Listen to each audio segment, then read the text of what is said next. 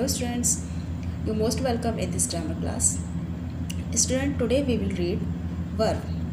Verb क्या होती है and उसके types. Verb is क्रिया. Definition जानेंगे. The verb is a word which denotes action and condition. Verb वह शब्द है जो कि action क्रिया और condition स्थिति को बताता है. आगे हम कुछ एग्जाम्पल देखेंगे. जैसे my friend is writing a letter, मेरा मित्र पत्र लिख रहा है.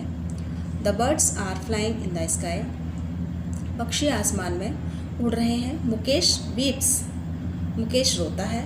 द बेल रिंग्स, घंटी बजती है.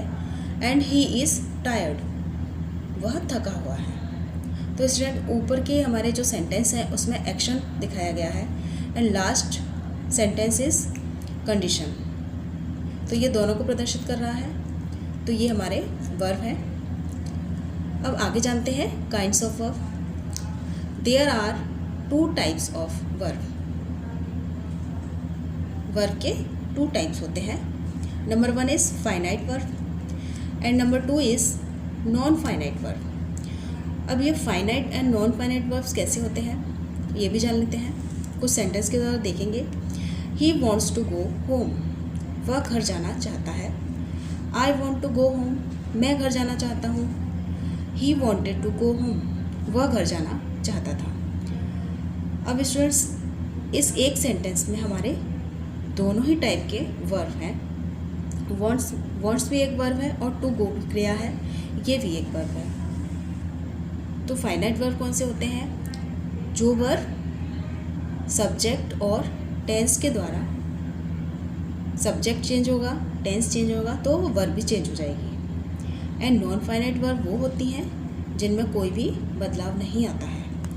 जैसे फर्स्ट सेंटेंस में देखेंगे वॉन्ट्स, सेकंड में वॉन्ट, थर्ड इज़ वॉन्टेड. तो यहाँ सब्जेक्ट चेंज हुआ और टेंस चेंज हुआ तो हमारी वर्ब भी बदल गई.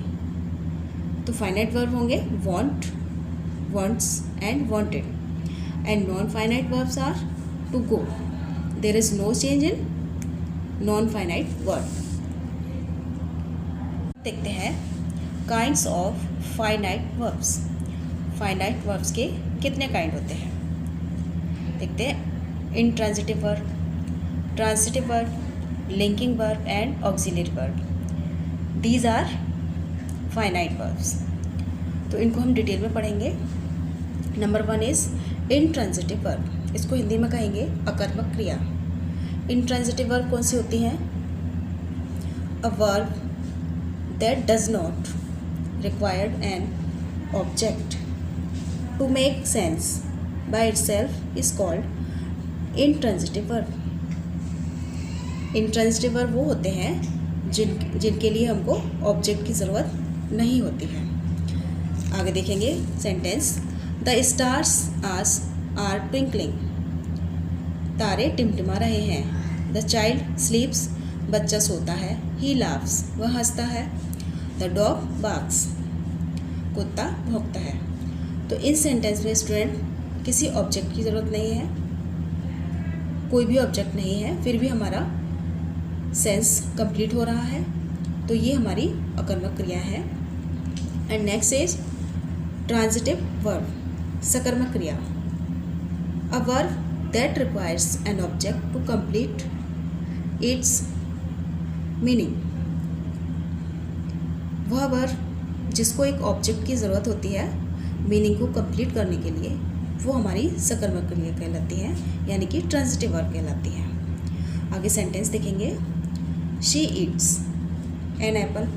अगर स्टूडेंट हम इसको कहते हैं सिर्फ शी ईट्स, वह खाती है, तो हमारा सेंटेंस कंप्लीट नहीं होगा. एन एप्पल, तो इसमें हमें ऑब्जेक्ट की ज़रूरत होगी. शी राइट्स अ लेटर, वह एक पत्र लिखती है.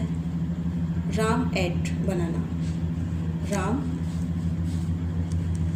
केला खाता है. तो इनमें ऑब्जेक्ट की ज़रूरत होगी. तो स्टूडेंट्स, आज हम ये 2 टाइप पढ़ेंगे. आगे के टाइप्स नेक्स्ट वीडियो में पढ़ेंगे. तो ये टाइप्स आपकी समझ में आ गए होंगे. तो नेक्स्ट डे हम आएंगे पार्ट्स के साथ। तब तक इस वीडियो को देखिए, लाइक कीजिए एंड शेयर कीजिए। Thank you.